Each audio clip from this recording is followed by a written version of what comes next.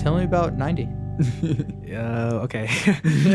90 is a new era / 90s type sitcom. We face real world problems that are going on today, you know, and it's just trying to get a message across while also having fun and laughing. You know, enjoying it. You know, trying to take the tough time of a life off of your back. But yeah. And I've watched everything. Was the most recent one Breakup? Yes. So, okay. Yeah.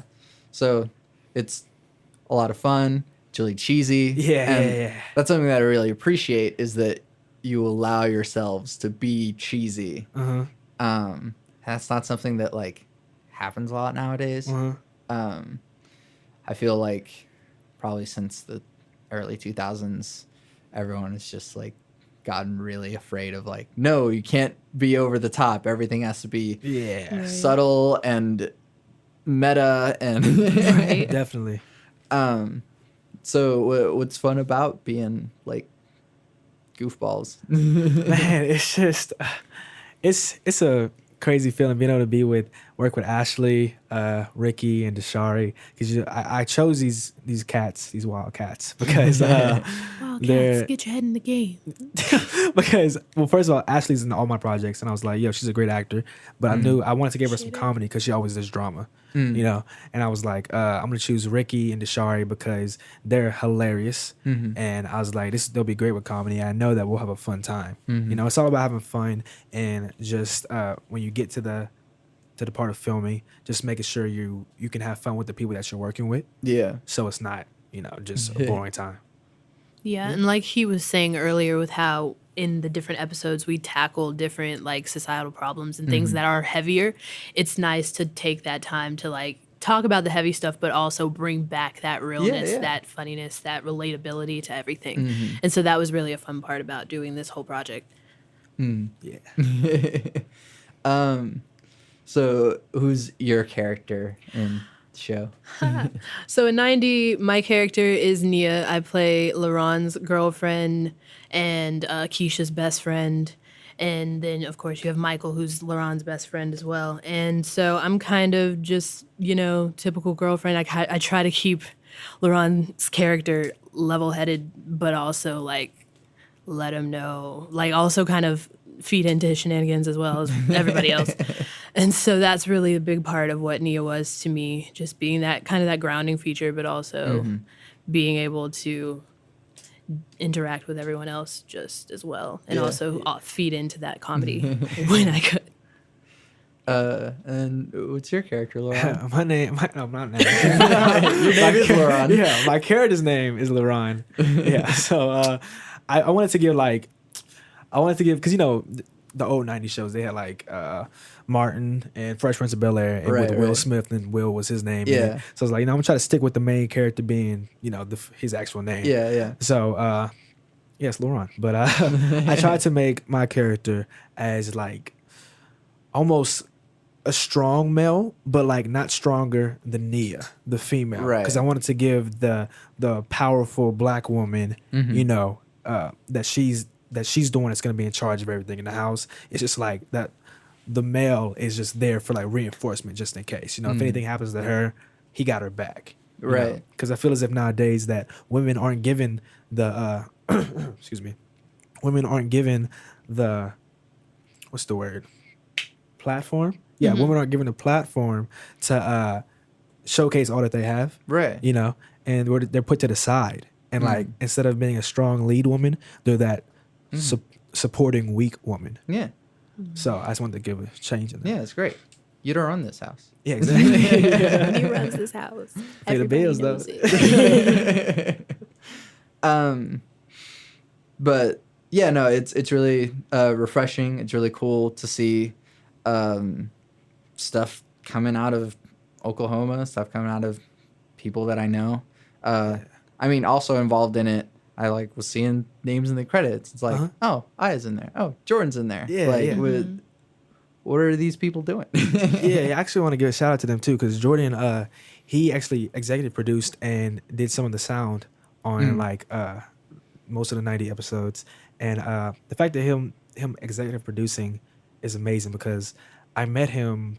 I started working at H&M in January, where I met him, and then we actually started talking in February. You know, and then I pitched the show to him in March. Right. So we knew each other for about a month. And I was like, yo, can you put money into the show for me? He was like, yeah, man. Yeah, definitely. So for him to do that was just amazing. Real one. Yeah, he's a real one. Yeah.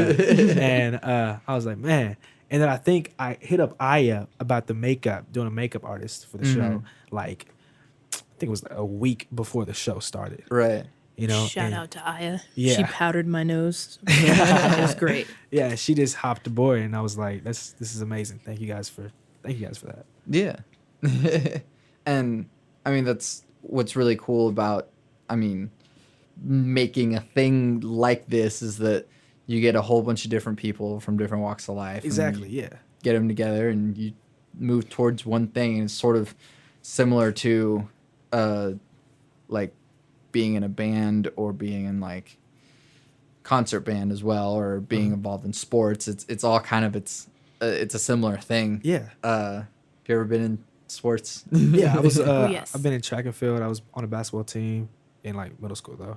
Right. But I played volleyball for 8 years.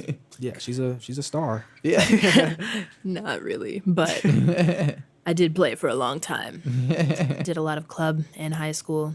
It was great. It was fun. So working with the team has always been Right. a central part of my life and what I do. How are your knees? They're all right. They could be better, but they're making it. Right. I have a knee replacement like 25. Yeah. But no, yeah, like working with a team. Absolutely, yeah. And that's one of my favorite things about art and the whole thing with 90 is just like you were saying earlier, being able to bring in that diverse background of people and just coming all together to create art in this great project it's honestly the best part to me of the entire process. I love artistic collaboration. I love art. Everything, just art. Art is my favorite thing ever. All forms of art, just not just acting, not just singing, which I do both a little bit, but just everything. I'm just a diversity freak. I just love everything. Like my motto is be different. And so Facts. being able to just bring in all of that and work it all and make it work together is a really, really cool experience. It's like what I base my life off of, honestly. So I guess I got to ask LaRonn a bunch of questions earlier, but let's get to know you a little bit. Awesome. What were some of the questions that you were wanting to answer earlier? Okay, well, the big thing, the one that I started taking notes on was free will ? And I was like, because there is the whole thing with like free will and predestination and everything like that. And I feel like they work hand in hand, honestly, because you have the choice on like what way you get to the particular destination that's already set out for you. But either way, you're going to get there. You're either going to get there the hard way or the easy way. But no matter what choice that you make, or which way you decide to go, in the end, you're going to end up where you're supposed to be. And that's why that free will question was so interesting, because I was like, they work together. Diversity. Everyone is one. It's great. Yeah. So that was the big one. I Really. appreciate I mean, sometimes people are scared of those questions. It's like, oh geez, I don't know. Right. But Yeah. I appreciate that you were like, ooh yeah, let me get in on that. Oh, definitely. It makes you think. It makes you think a lot. Yes. I'm all about deep conversation. So are you mainly an actress or mainly... Yeah, that's mainly what I've done since I was 8 years old. I started film acting when I was 8, and then I did that. Yeah. Oh, is that long? 8 years old. I was just like, Mom and Dad, I want an agent. And they were like, okay, we'll figure it out. And they did. And so, yep, I've been doing film stuff since I was 8. Kind of took a break from that when I moved away from Oklahoma. And I went to Virginia, and I went to high school all 4 years up there. And I was a part of the Center for Performing Arts program for theater. And so while I was up there, I did more theater performance, stage stuff, and that's really been my life most recently. I'm really just now getting back into film things with this summer with LaRonn and all of his projects. And so yeah, basically performance and acting has really been my core focus, what I've done most of the time. I did get a chance to direct my senior year of high school because I was in a performing arts program, and that was part of our senior project. We had to direct a one act. And so that was a really cool experience. It was very, very different from what I was used to, but it was really nice, again, with the whole collaborative art thing. Even though you are sort of in that position of authority as the director, still it's nice to be able to collaborate with your actors and like get their feedback on certain things and like have this vision, but also be able to take their input and mold that into your vision. And so that was something that I really enjoyed doing and something that I would definitely want to try again. It was only like a 10-minute show, but it was a really great experience. And then I think this past spring semester, I got to be a stage manager for the first time. Okay. So that was also very new, very different. And so, but that Get was also out of the wings. literally all the time, or get to your places. Right. That was like everybody's in the dressing room talking, and I'm like, you go on stage in 2 seconds, please stop. But yeah, so that was also really different, but also really fun. And something that I'm definitely into exploring further. I mean, I was involved in theater in high school, and I still, I perform music, but I perform like skits with friends, and so like I know full well the just dealing with a large cast on a stage and like trying to get people to Yeah. be somewhere at the right like, time. Be where you need to be, please. just go. Yeah, definitely. I wanted to ask a little bit about how do you guys feel like film has been going lately? We sort of have like the big blockbusters that are basically just pre-existing IP, and so it's like nobody's willing to take any risks. Here's the third Turtles remake, Right. or a second Ghostbusters or whatever it might be. So like, but at the same time, there's really cool stuff coming out of driven artists, I would say, and like really good creative people. I mean, you mentioned Spike Lee on the last podcast, but like Black Klansman's coming out soon. I want to check that out, definitely. So excited for that. Sorry to Bother You. Oh, definitely, yeah. I've been meaning to watch that. Yeah, I gotta see that, man. And then Blind Spotting is it's an indie movie by David Diggs and Rafael Casal. Oh man, David Diggs. I love David He's Diggs. amazing. I'm obsessed with that man. Amazing. But if you haven't heard of Blind Spotting, you should go see Blind Spotting. It is really good, and I think I saw like an ad for it on Instagram. right, Yeah. and it's so good. But like, yeah, how do y'all feel about? There's sort of like a good side of film and like a really cool artistic side, but then there's also just like this again. Yeah, Like, Right. Yeah, I feel as if I like the fact that a lot of black filmmakers are taking a risk. Yes. Because we don't see a lot of that anymore, and like when you take a risk, it touches a lot more people. It touches a lot more than rather than seeing Ghostbusters 15. It's like, because don't get me wrong, those movies they're funny, they're good. It's just like we've seen so many things like that before that we want something new, we want something different. Touching on these real world topics. yeah. And the fact that these people are like Spike Lee making Black Klansman, just to show like, well, yo, that's interesting, like seeing that happen, Yeah. And just sorry to bother you. I haven't got to check it out. I really want to, but like I've seen the trailers and the storyline looks so amazing. Yeah. And it catches your eye because it's different, and it's not the same thing that's been going on.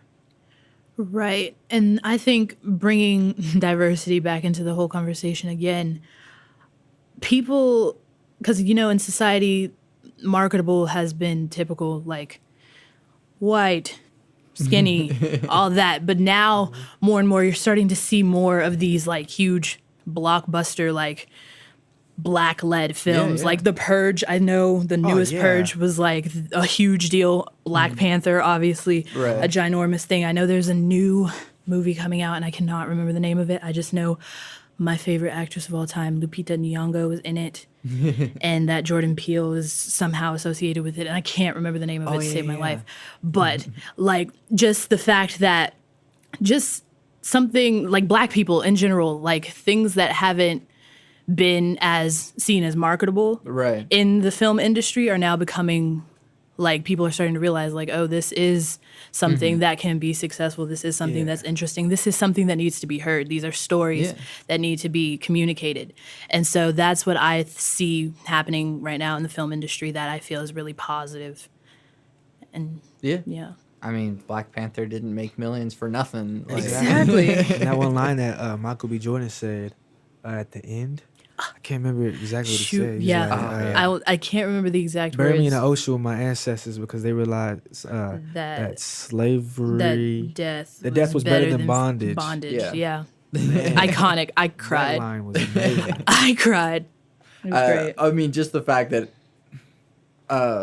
like Ryan Coogler and like everyone involved, but the fact that, and I've been watching a lot of videos about how to write a good story or what makes a good film or whatever, and so they really packed as much sort of emotional weight into that Definitely. scene because it's like, all right, not only is he your cousin and you just had to kill him and all of his motives were actually pretty understandable Right. up to an extent. And so not only all of that and you had to kill him underground where all of this precious metal is, but also let's throw a little bit more in there and go, let's carry him out so he can see the sunset. Yeah. Right.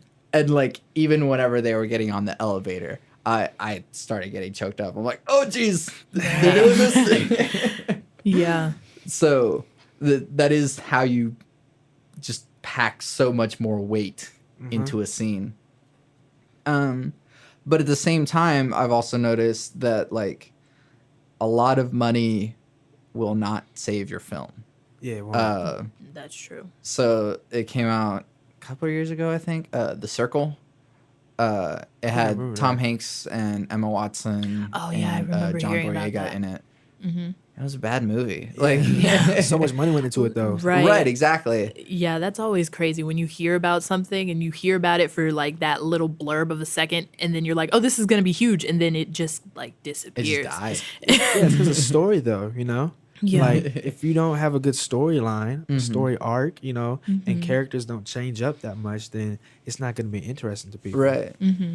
But we're also seeing like a renaissance of like TV as well. Yeah. Definitely. You got like the Netflix Marvel shows. Exactly. Yeah. Which some are arguably better than some of the movies. But then, I mean, Westworld and I don't watch Game of Thrones, but Game of Thrones, and all these shows that are like, wow, we can really take this somewhere else.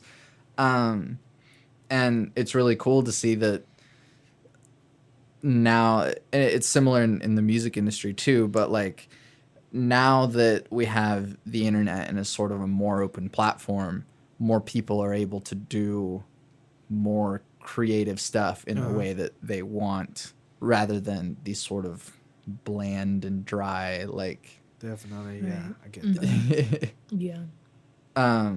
What's sort of been your favorite recent TV show? Ooh, Insecure. Insecure is my new favorite show of all time because unfortunately Scandal was my favorite show until it ended. Rest in peace. But Insecure is definitely my favorite show right now on HBO. Because as a TCU student, you get HBO Go for free. It's great. But yeah, just Issa Rae and that whole thing. Like, I love Issa. She's one of my favorite people on the planet as well. And I just love the storyline. Like, because it's like real. It's just so natural. It's so just authentic. But it's still entertaining, and it's weird to kind of be able to do that, like such normal life things, like real life, but like have people like me who like can't live without it. So that's me. Insecure is the best thing going right now. My show is it's a new show called Love Is. It's on the Oprah Winfrey Network. It's basically about this couple that they found each other in LA. They were both chasing a dream of becoming film. Well, she was already a writer, chasing a dream of becoming a writer, and he was chasing the dream of becoming a film director. She was basically already at a higher position than he was. He moved out there with no money, you know, and so they meet, and then a year later, they see each other again, and they end up falling for each other, and it's just a series of like the black love, and then the amount of time it takes to show that love is just not overnight. You know, love takes time, you know, and just because you see that person right then and there, you can't have them, doesn't mean you'll never get them. Yeah. You know what I'm saying? You might see them in someplace else. You might, their mind might change about something, you know, because in that year, you don't know what will happen. I haven't seen either of those shows, so I'm excited to try that. Yeah, I haven't seen Insecure either. I know it's bad, but I hear about it all the time. I need to watch it. New season comes out August 12th. Yes, I'm promoting Insecure. Please, Issa, if you ever hear this, hire me on your writing team or as an actress. I'll take either one. Right.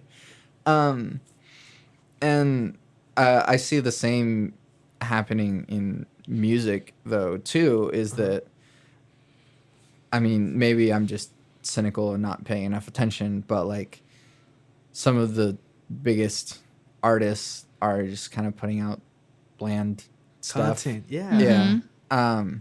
But they're still the people who are willing to try cool stuff. And Janelle Monáe has always, oh my gosh, man, always been doing the coolest stuff. Yeah. Yes. Yes, another icon.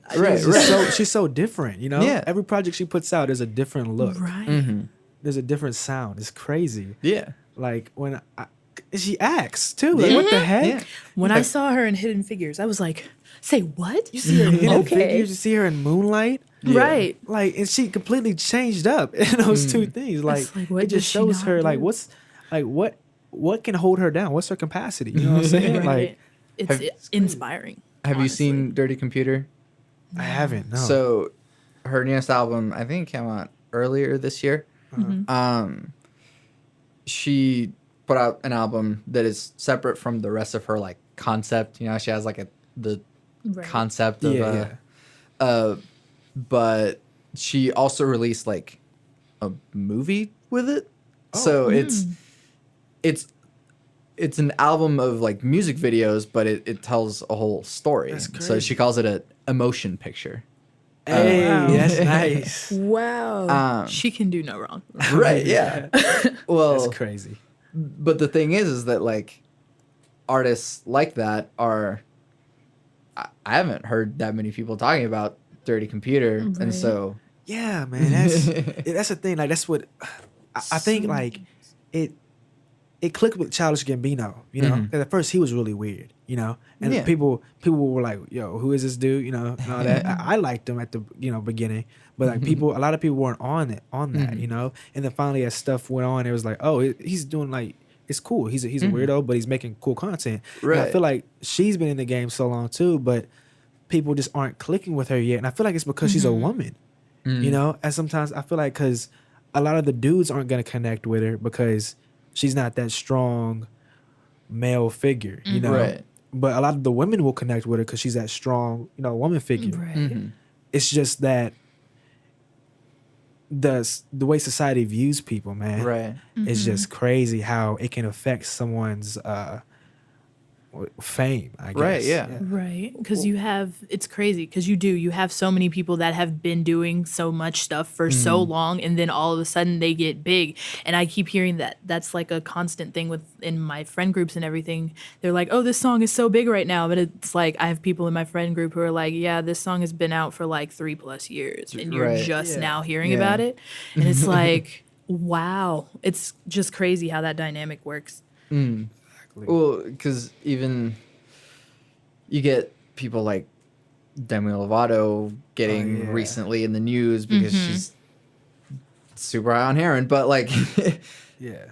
but you're not hearing like the fact that Janelle Monáe is freaking just killing it. Amazing. Yeah, right? Amazing. But and same with Childish Gambino. Like, This Is America blew up, but Oh my like, gosh, yeah, it's crazy. because of the internet, he released with a screenplay. And he had like sort of like short films and a screenplay to read along with the album. Yeah. And all the press that he was doing to promote the album, he was in character of the character in the concept album. Yeah. And so stuff like that people are doing this crazy stuff. Yeah. And like if you look at it too, like Childish Gambino at the beginning, he was always for the interviews, promoting his stuff. Like you say, he was in character. But then if you look at Janelle Monáe, she's not really doing that many interviews. She's just like, she's putting out like, yo, this is my art, this is my creative space. Right. This is my Here it headspace. is. Here it is. Just take it. Right. Right. Have y'all heard of Moses Sumney? Have not. He's an example of someone that just makes pure art. I think he's a musician. He's a singer and instrumentalist. Jeez. But all of his music feels like art, almost before it feels like a song that you like jam out to. Like it's art. I love him already. Yeah. I'm excited. Yeah, Let me yeah. write this down. And so I don't know, it's weird because we're seeing like a downfall of like, I'm kind of tired of the same rehashed like, yay, another Transformers movie. Yeah.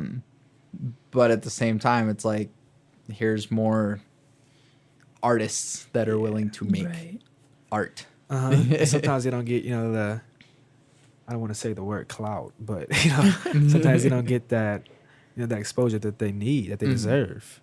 Right. Because they're different, and some people just don't like stuff being different. The select few that do like it being different, they don't. I don't know. They just don't get not a big enough crowd yet. Yeah. Yeah. I feel like it will be though. So, It's on the come up. Yeah. It definitely is. Right. Where do you guys want to be, and what sort of art do you want to make? Man, I want to make art that inspires people. To be honest, I want to tell a story. Like, I love making comedy and everything. It's fun, but I feel as if I more so want to lean towards drama. Something that'll touch people's hearts in a way that when they leave the theater, they're like, yo, I got to be a better person, or I got to do that. I want to, like I told you in the last podcast, my mom passed away. I want to make a film called Mama's Boy, and just the day, and just showing my life of the date I found out my mother passed. And so I feel like I want to just touch people, leave them thinking and wanting to become a better person. And like, wow, if that was me, how would I act? If that was me, what would I do in this situation? And it's just, I feel like if I can touch people, it'll change lives. Yeah. I'm big on authenticity. I just love authentic, true art in all forms. Like, I love championing, even though I'm like set in like a specific realm of artistry with like performing art, but just like dance, I enjoy going to dance concerts. I enjoy like listening in on like spoken word. Spoken word is like something that I recently discovered that's amazing, because I'm a double major in writing as well as theater.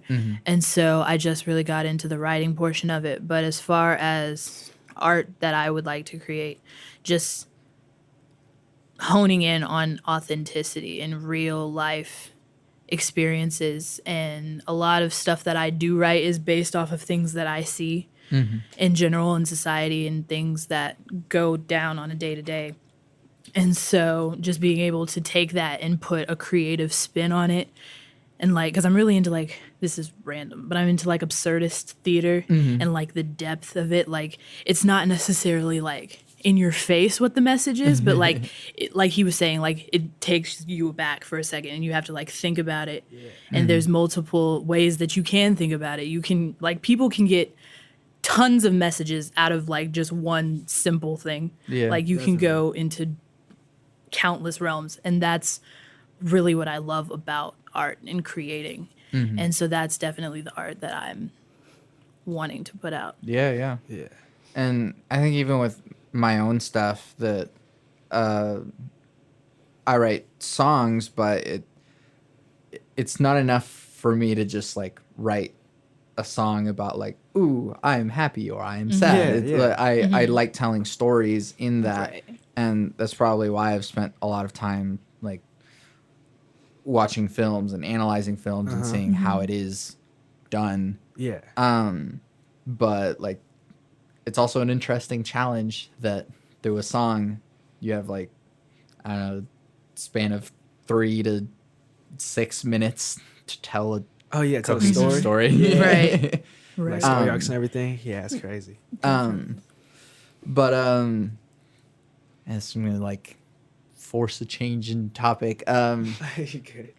We are people of color in America. Yes. Correct. Yes, we are. This is correct. I'm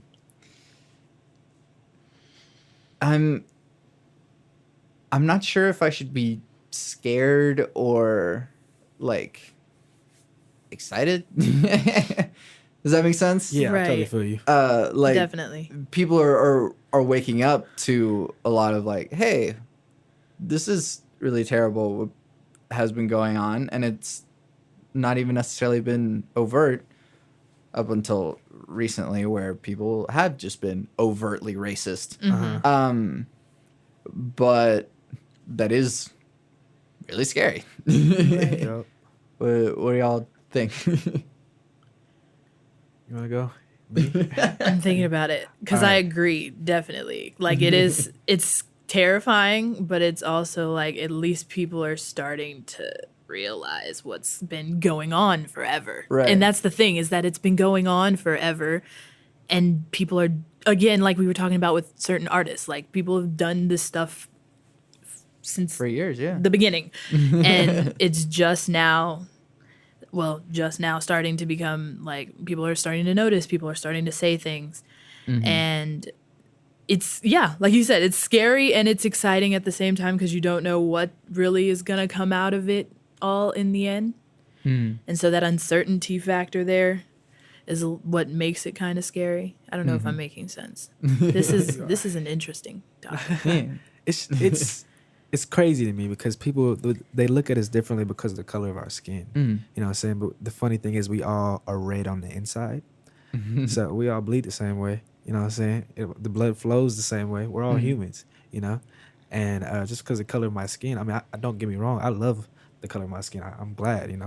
Right. I appreciate I love the fact that I'm black. I'm black and proud. Haha. Nah.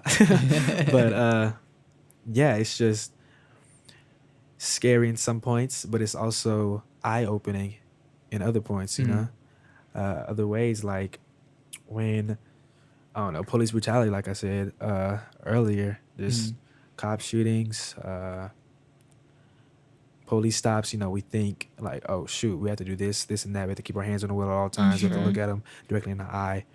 That's so you know, crazy. and then just with the president talking about putting up a wall. It's just crazy to me. I mean, we all just want to live, the life to our fullest. You know, yeah, it goes back to me saying that peace, you know, in the world is what we need, because if we truly want to live a full, eventful life, we have to have that peace. Yeah. But it comes with a cost. Right. Right. It's been a little bit different for me because I'm not that visibly Hispanic. Yeah.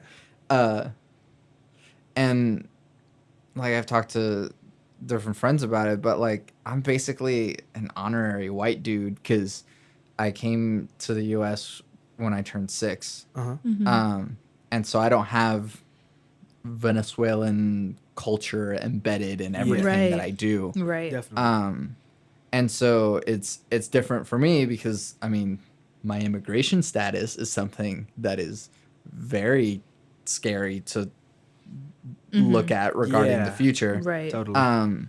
But at the same time, socially, I've actually never been a victim of any form of prejudice that I can tell, at least. Yeah. Right.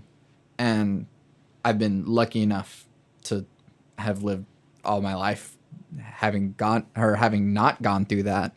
But at the same time, there's still like a fear that, you know, someday the president could just be like, no more DACA. This list of 500,000 people we have, just get on the train cars. Yeah.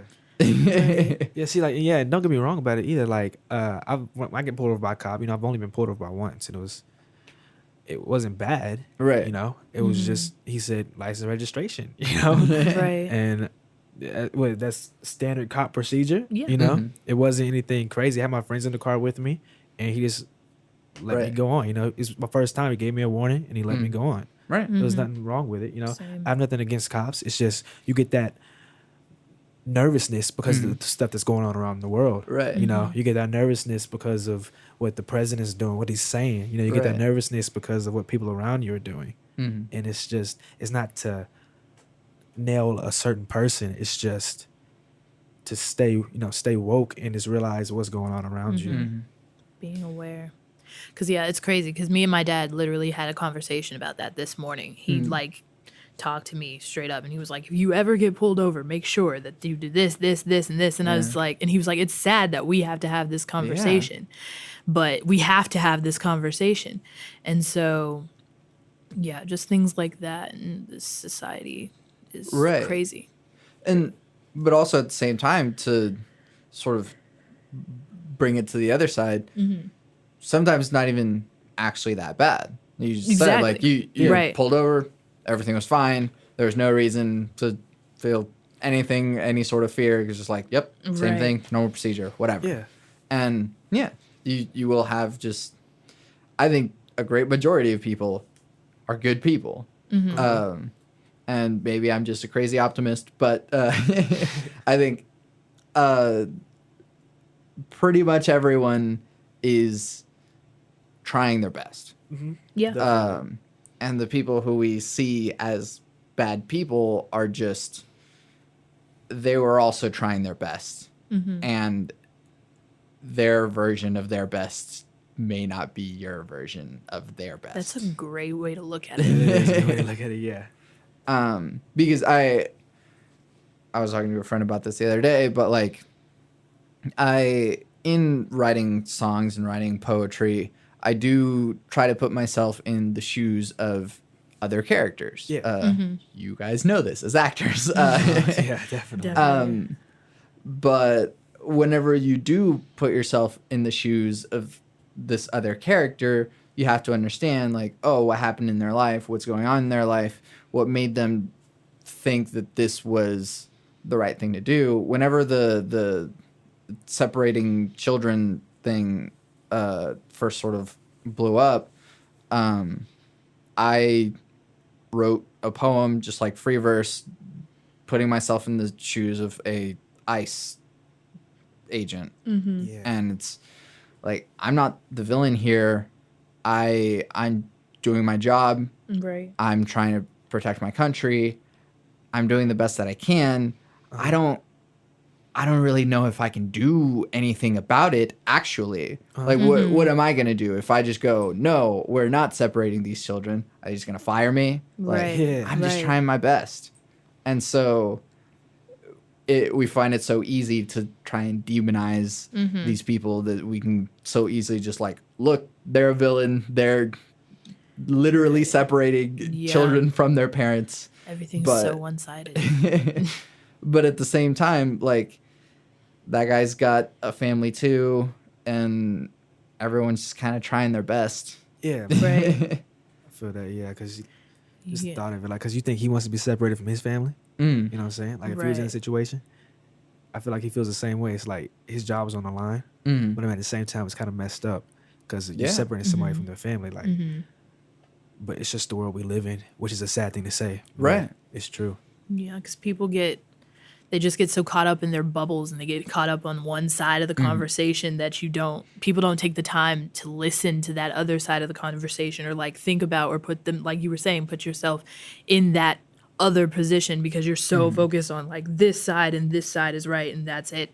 And Right. it's not like there's multiple ends to the spectrum. Like there's two sides to every story. And so just people need to take that time to like become aware of that, I Yeah. guess, and like invest in that other side. Yeah. And the more that we talk to each other, and that's the hard part, is since we've tried so hard to make this rift so huge that it's Right. like, Exactly. oh, that's a wealthy white dude. We have nothing in common. Right. But, Exactly. but the more that we keep ourselves separate, the less we're actually going to understand each other. Exactly. And understand that, some rural farmer voted for Trump because they actually did think that he was going to do something good for them. Yeah. And I mean, it's the same thing that a lot of people came out disappointed through Obama's presidency, that were like, oh, first black president, things are good, things are looking up. But it's now we're on the other side of it, and here we are with the freaking pre-civil rights era. Literally. So I mean, we don't really know, and that's what's kind of scary about like looking forward, because we don't know what's ahead. Yeah. where's all this Like a back and forth situation, you know? Right. Well, what do we have to look forward to? That's true. No, but I am asking, like, what do we have? Let's be optimistic about it. What do we have to look forward to? Gosh. Oh, that's a deep question. What do we have to look forward to? I would say a lot more. So, arguments a lot more. A lot more. I feel like we have a lot more arguments, but then there's also going to be like a lot more. Dang, that's crazy. Right. I know it's going to be a lot more arguments for a fact because no one can ever agree on anything. But I think with those arguments comes growth on Exactly. both sides. Yeah. And so, yes, there's going to be arguments, confrontation, negativity, but from that, you learn something. Yeah. And that's probably the most important thing to look forward to is Yeah. the growth of individuals and learning those things and learning something new, learning a different perspective that you've never thought of before. Yeah. If you just take the time to listen to it. Right. Yeah, like as long as we can grow today, then our tomorrow will be better. So if we continue to grow, but there's gonna be arguments every day, over Yeah. the years. There's gonna be more and more arguments, but just like Ashley said, the growth process is what's gonna make those arguments die down quicker than they would. Yeah. And it is going to be some stuff that we ourselves are going to have to change our minds about. Yeah, definitely. Just like something that popped into my head. I may be, a Hispanic dude that has very liberal points of view, but like with the gun thing, I fired guns before. They're a lot of fun. And like, I am not going to deny that. Right. So people who have guns and it's a hobby, people go hunting and it's a real hobby, a real interest, and not everyone who owns a gun is like preparing for the apocalypse, Yeah. And so it's sure that seems easy enough to accept, but then it's like, all right, now let's try and see what we can do about background checks. So it's the push and pull of like, all right, no, we don't actually want to just take all guns away. That seems impractical at this point. Exactly. Yeah. But we do have to do something. And so compromise is something that we need to do. Definitely, Huge. we definitely need compromise. Compromise is huge. But something that I like optimistically that I am looking forward to is actually progress. Yes. And one of my 3 things is it's going to be okay. We're just sort of like in the vast expanse of the universe and time flowing forward in an unstopping manner. It will keep going, and then it will be okay, whether we like it or not. So progress will sort of have to be made, whether or not we get into World War III and the world gets nuked into something, then we'll have to build up from there. Right. Or, we're finally going to see a change and we're going to go, okay, well, let's see what we can do better. Yeah. Let's educate people. Let's, treat people as individuals and treat them well. And we actually can make progress on that. Definitely. Exactly. But we do have to believe that as well. Very true. Sort of last range of things. What's something that this is sort of my like outro for the second one? Gotcha. What's something that you've been watching, listening to, and playing, if you play any video games, that you want people to know about? One of each. Insecure HBO. I'm kidding. Oh, geez. Watch 90 on YouTube. Oh, yeah. I've been watching 90. At LaRonn Marzette on YouTube. Like, comment, subscribe. Yeah. Hey, yes. Hey, help me get to 200 subscribers. I just got to 100 and like, Cool. I hit like 110, like I think it was in 2 days. So, yeah, 90 more. Come on now. Yeah. Yeah, but I've been watching 90, listening to a lot of things. But, I've been listening to a lot of podcasts lately, actually, like just motivational, podcasts. They help me throughout the day, like Gary V, Eric Thomas. They're just motivational things that keep you going on your day. Cool. I feel as if when you wake up in the morning, you should listen to something motivational to get you up and started. And then what was the last one? Playing. Playing. If you're playing video games. We're playing Fortnite. Yeah, I got my first win today. I'm excited. I got to take a break from editing, so I was like, yeah, let's play the game. Got my first win. Never felt happy in my life. Yes. For me, as far as listening is concerned, I've been really into playlists lately and like making my own. And I have this one that I'm currently building called Remember Your Crown.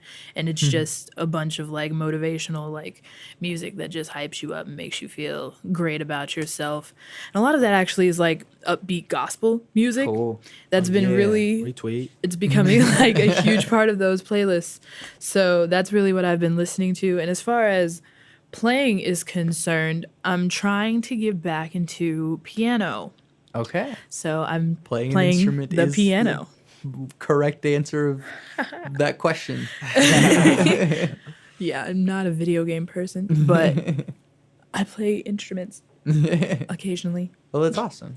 For me, watching game theorists on YouTube. But then I also realized that, they have film theorists on YouTube as well. Yeah. So I just dove down that rabbit hole. But yes, also 90.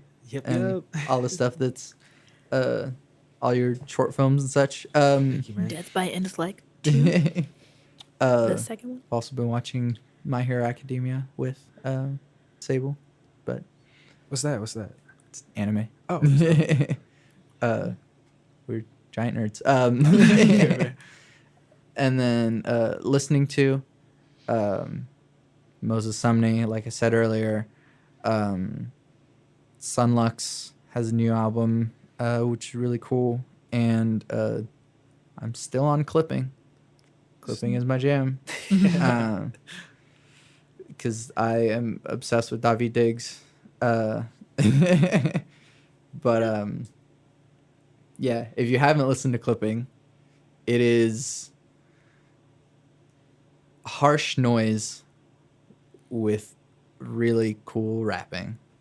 That's after their first album, David doesn't rap in first person, which is really interesting given that a lot of rap is ego driven. Yeah. So, yeah, Clipping is very good. And then playing, not enough, I guess. I'm still sort of cycling through the indie games that come through Amazon Prime. Oh, If you have Amazon Prime, you get free games through Twitch. So that's really cool. So it's a lot of cool indie games. But I also tried picking up Pyre again, which is I should do with a controller because it's very hard without a controller and a mouse and keyboard. But very good game by the people that made my favorite game, Transistor. Yeah.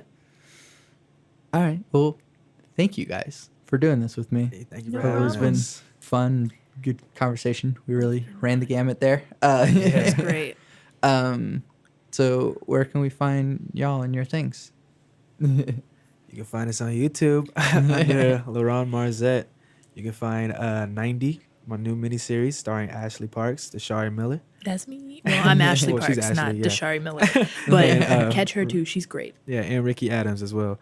You can also check out Death by Intellect 2, Death by Intellect 1, which is also starring Ashley. Yeah. And, Hyped up right now. Thank you. just all my stuff on YouTube under LaRonn Marzette. Yeah.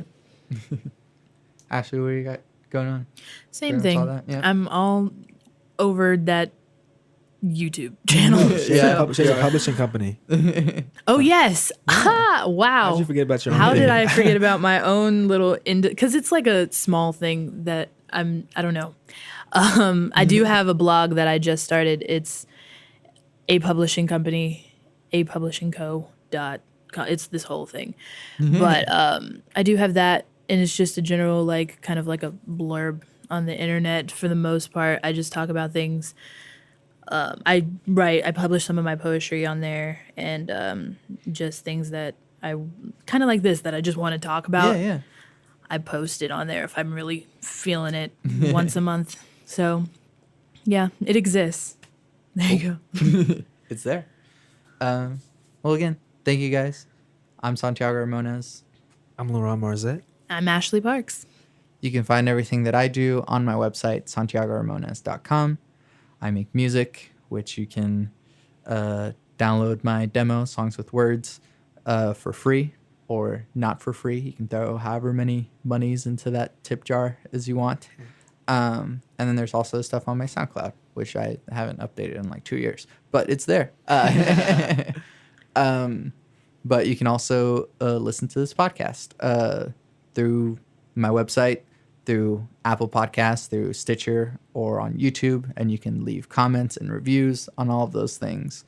Let me know how you would answer some of the questions that we tackled today, like where's the film industry going, but also where is the world going, and what can we do about that?